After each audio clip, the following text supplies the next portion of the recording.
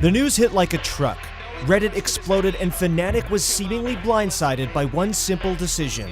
Caps would be joining G2, moving Perks to the bottom lane and creating a European super team. G2 was formed by the best team Europe had ever seen, not only domestically, but internationally as well.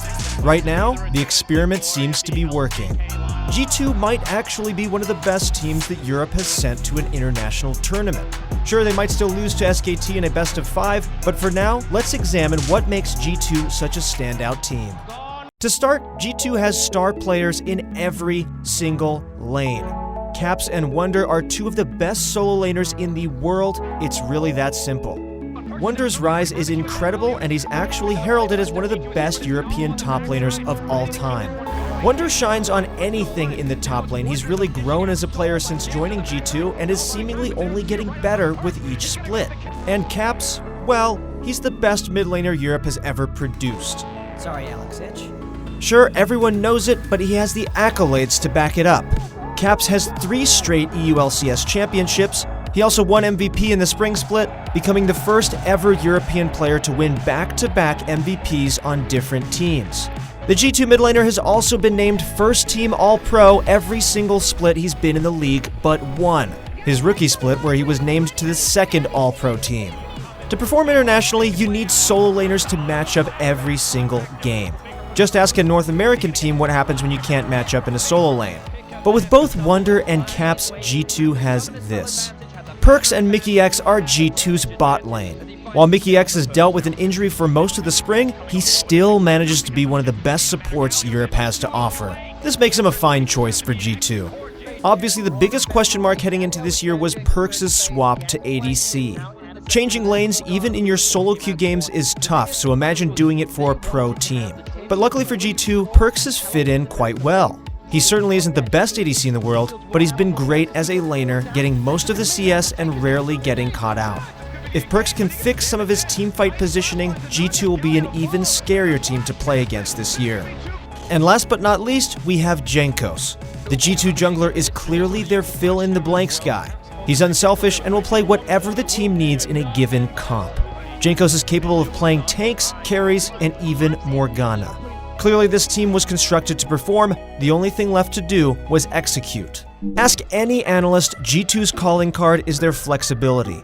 We did touch on this, but in its simplest terms, it means that every player on G2 can and are willing to make whatever play the team needs. However, in the grand scheme of things, this adds layers to every pick and ban phase for G2. Almost every single champion is a flex pick. Consider a first rotation Rise. The champion can literally go anywhere. Perks, Wunder, and Caps all play the pick and can play it at an extremely high level. Things like a mystery first pick Rise happen in almost every one of G2's drafts. It allows the team to be secretive about their actual plan. While flexibility is always fantastic, it's just an added bonus that the team still executes no matter what pick they're on. And it isn't always Rise. The team can flex Irelia, Zoe, Sylas, and the list goes on. But hold up, there's still one more added layer to G2's pick and bans. The team literally picks absurd comps. Take a look here at some of the absurd comps that they picked recently. Alright, let's play a fun game. What is G2 actually up to? Let's take a look at this pick and ban from MSI. G2 surprisingly takes Pyke as their 4th pick. Now, put yourself in SKT's shoes. What can you pick here? What's going on? This hasn't been played before and it's impossible to prepare for. SKT basically has to blind pick 2 lanes, something you never want to do in a draft. At this point, G2 has won the draft. The only thing left for Wunder is to make the Pyke pick matter. And, well, let's just say that it worked out. So those guys will hurt once we get into the team fights. And goes around from the side here, but Mickey X gonna be the one in some trouble. Stunned up, locked down, goes into the stopwatch, keeping himself alive, gonna be going golden. Mata tried to escape with his life, but here comes Cap, and he's got the electrocution for the kill. G2 looking to find even more now as Wunder closes in. Over the wall he goes, looking to maybe grab himself a bone skewer. 99999, that's some damage on the enemy jungler. Make it 2. A double kill for the top laner. And ladies and gentlemen, the man is right back in this game. Popping in target number 3. Can they get him? Chains are down. He's yoinked around, and there comes your ulti. Faker coming in now, looking to grab. G2 has done this all season long, from picking Karthus in the jungle, Zoe, and random mages in the bot lane, and even having Jankos play Morgana bottom. The team is willing to try anything, and usually it works out. All of this comes from G2's flexibility, and it makes them one of the hardest teams in the world to prepare for. But let's not pretend that G2 needs to cheese everyone out. Even when playing standard, G2 can stand up to the best teams in the world. The main reason? This is their meta. One of the difficulties teams like Origin had against them was they're very difficult to prepare and predict for. The fact that, like, they even said they did know the funnel was coming, like, the execution was poor, but, like, I think predicting and playing around G2 is challenging, but now teams have actually seen a lot of what G2 does. If IG, the world champions, are any indication, the best way to play this meta is with repeated aggression. The sheer ability, the versatility, but also just, I think that this is the best style of League of Legends. Like, do crazy until it's not crazy anymore. It's actually just normal, and then you are on a completely different level than any other team. G2 is fantastic at playing a high-tempo, high-based, aggressive game. Power plays are going to be on the side of G2. As the tension continues to build, Mickey was potentially able to disrupt or annoy Faker. That's a couple more plates continuing to drop. Caps and Wonder, they're going to be content for now. Mata's recalled and joined the rest of his squad in the top lane. Similar to an LPL team, G2 takes risky fights. They trust in their own ability to make outplays and win through superior mechanics and team play. Works on the backside, looking for a way in. He's going to get taken down, deleted instantly, and Jensen is going to back away here. The stun's still going to connect. Yanko's flying. Like, something we've said all split long, which is like the 51%, right? Which is that if a play on paper looks like it should be 50-50, right?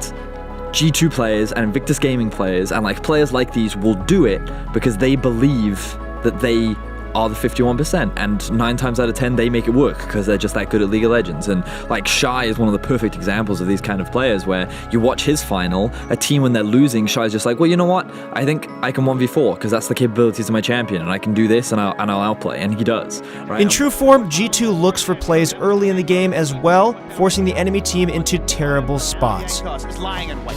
Has more mana, can do some damage right here. Boogie gonna try to flag and drag over the wall, followed up by the Q, and Caps might come in for a little bit more as well. Look at how far he's flying in, gets the Kingslayer and the shield and gets right back out. What a I'd like to point out that this is all Jankos. You'll also never see G2 bleed out and lose slowly. They're always looking to make plays and come back in the game. This is a great mentality.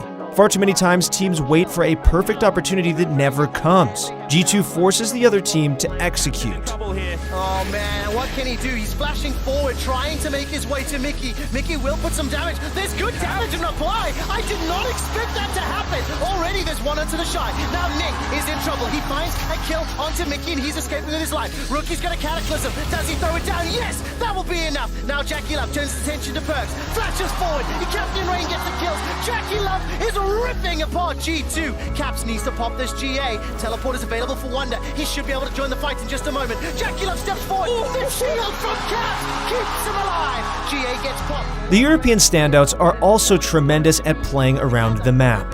They don't let you breathe. Playing for side lanes, playing for a team fight, or playing for picks, it doesn't matter. G2 earns an advantage and exploits it. Cataclysm comes down and Bowland finally goes down. It's Yankos that picks up the kill. Caps has a roam down, but he manages to sidestep the chains. Forced to flash. Room Prison comes down. Rookie steals a chain of corruption. That starts to spread. Devour buys time, and Jackie Love forced to flash defensively. Realm Warp is going to get used. 2 members going forward. Rookie gets caught up by a tongue lash. Into the Realm Warp, into the knockup, and Rookie goes down. It's Mickey that lashes him to death. With the conclusion of group play, G2 actually showed a few chinks in their armor. They finished with a 5-5 record and are set to play SKT in the MSI semifinal. While they beat SKT both times in round robin, the Korean juggernauts are a completely different animal in best of 5. Europe might expect G2 to reach the finals, but this MSI trip should be seen as a success even if they lose. This is the first international tournament that this iteration of G2 has ever been to, and they can only get better from here. Looking ahead, expect G2 to smash Europe domestically and return to the World Championships. This time with the hopes of Europe's first Worlds win since Season 1. That's it for this video. Thank you guys so much for watching. If you guys are interested in getting better at League of Legends, then check out ProGuides.com using the description link below. As always, good luck in your next few games, and we'll see you on the Rift.